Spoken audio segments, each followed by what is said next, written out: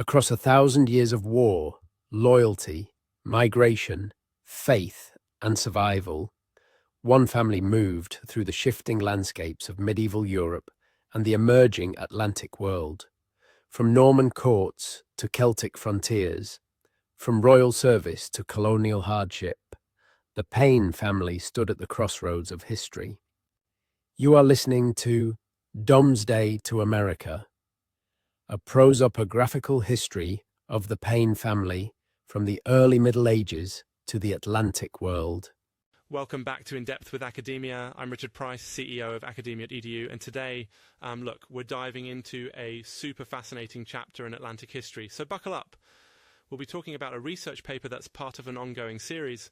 It's titled Domesday to America, Volume 2, The Colonization of America and the Great Companies of London, by Patrick A. Payne.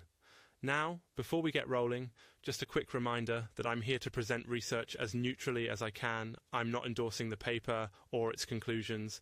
I just really, really believe in bringing you these academic insights for you to think about, challenge, disagree with, or, just turn over in your mind for later.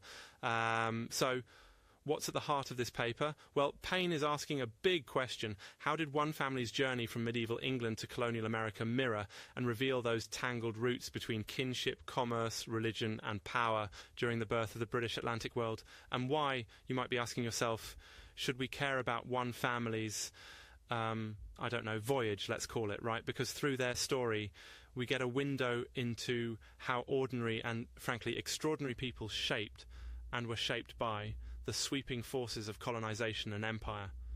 There's always this temptation to treat history as just the story of kings and conquests, but Payne's approach is hands-on, bottlenecked through the nitty-gritty of genealogical records and business documents and personal letters. So let me dig into the methods for a moment.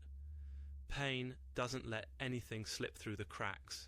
He scours patent rolls, wills, maritime records, proprietary land grants, thousands of primary sources. He's tracing not just the Payne family, but also their allied families, their business partners, even in some cases their adversaries.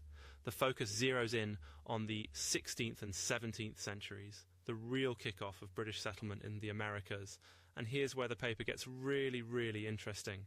Instead of seeing families as just passengers on the Mayflower, Payne shows them as deeply woven into the commercial and religious fabric that powered colonization. Like, take the Virginia Company and Bermuda Company.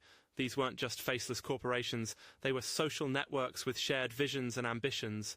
The Paynes, and let's not forget their Leicestershire, Suffolk, Norfolk, Jersey and Gloucestershire cousins, connected with major historical figures, guys like Sir Walter Raleigh, Sir Francis Drake, Thomas Smythe and Captain Ralph Lane. We're talking about enormous networks of kin and business that underpinned voyages, and honestly whole colonies. Payne spotlights some wild characters you maybe haven't heard about in your high school textbooks. Henry Payne of the Seaventure, for example. Picture this. 1609, the Seaventure shipwrecked en route to Jamestown. Bermuda born out of crisis, and at the heart of it all, Henry Payne and his wife Rose, raising questions about whether gentry families planned and seeded these colonies in a much more coordinated way than we thought. Then you meet Francis Payne, a formerly enslaved man who purchased his freedom in Maryland. That's right. The story's not one-sided or monolithic, and Payne's approach lets us see the messy, human side of history. And this is kind of a funny tangent, but I couldn't help thinking about how, even today, ancestry websites make people feel like they've solved a mystery when they find a distant cousin in a new country. Like, imagine doing that with nothing but old ship manifests and crumbly legal documents. So, moving on, another big thing in this paper is the debate around the lost colony at Roanoke. You know the story, right? Little more than a footnote in most history classes. But Payne suggests that maybe the Paynes, among others, were right there shaping events, pushing the angle that even disasters or, so-called failures are still entangled with ongoing family and corporate ambitions. And he's really making a case for seeing Atlantic history as this chain of lineage, commerce and empire, all swirling together in the crucible of the colonial world. Why should you care?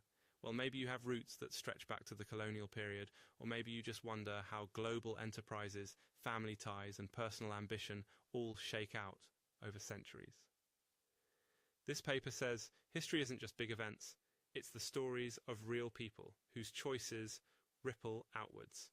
If you've ever wondered why certain families ended up where they did, or how private risk-taking families could basically help build the backbone of new societies, this paper opens up new ways of thinking.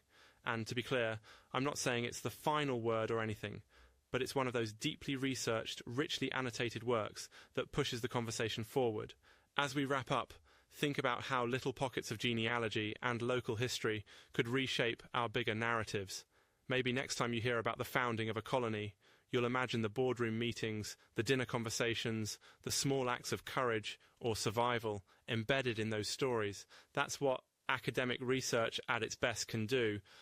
Help us interrogate the simple stories and see how real life was always so much more complicated. Thanks for listening to In Depth with Academia, where we bring you snapshots of scholarship and let you decide what sticks. I'm Richard Price, and hey, keep questioning, keep wondering, and I'll see you next time.